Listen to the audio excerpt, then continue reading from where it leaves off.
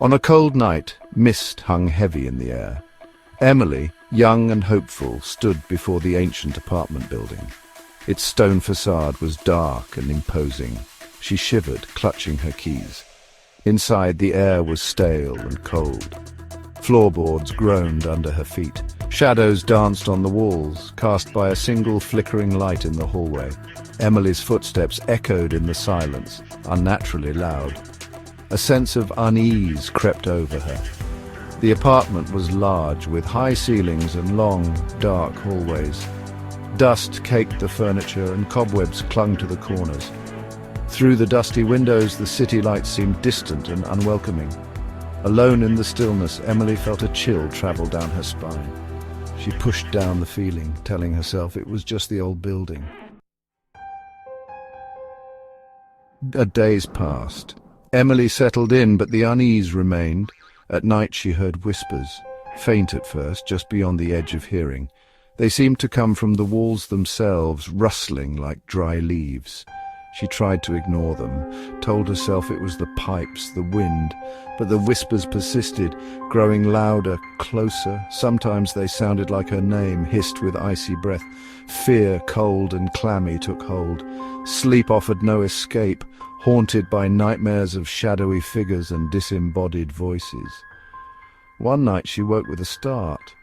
The whispers were loud now, urgent. They swirled around her, pronouncements in a language she couldn't understand, but felt in her bones.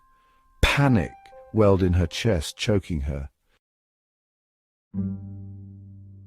The shadows began to move, no longer just still shapes on the wall. They writhed and twisted, stretching out from the corners. They seemed to pulse with a life of their own, malevolent and hungry. One evening, as Emily sat reading, she saw it. A tall, dark figure at the edge of her vision. It flickered in and out of sight, a void in the dim lamplight. She froze, heart pounding in her ears. When she blinked, it was gone, but the figure returned. Each night it grew bolder, lingering longer in her sight. It never spoke, but its presence filled the room with a suffocating dread. Emily felt a constant icy fear, a certainty that something was terribly wrong. Emily tried to escape. She packed her bags, called for a cab, but as she reached for the door handle, it turned ice cold.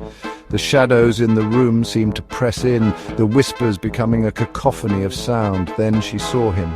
The figure stood before her, no longer a fleeting shadow, but solid darkness given form.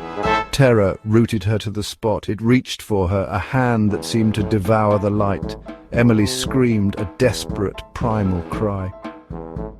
The next morning the apartment stood empty.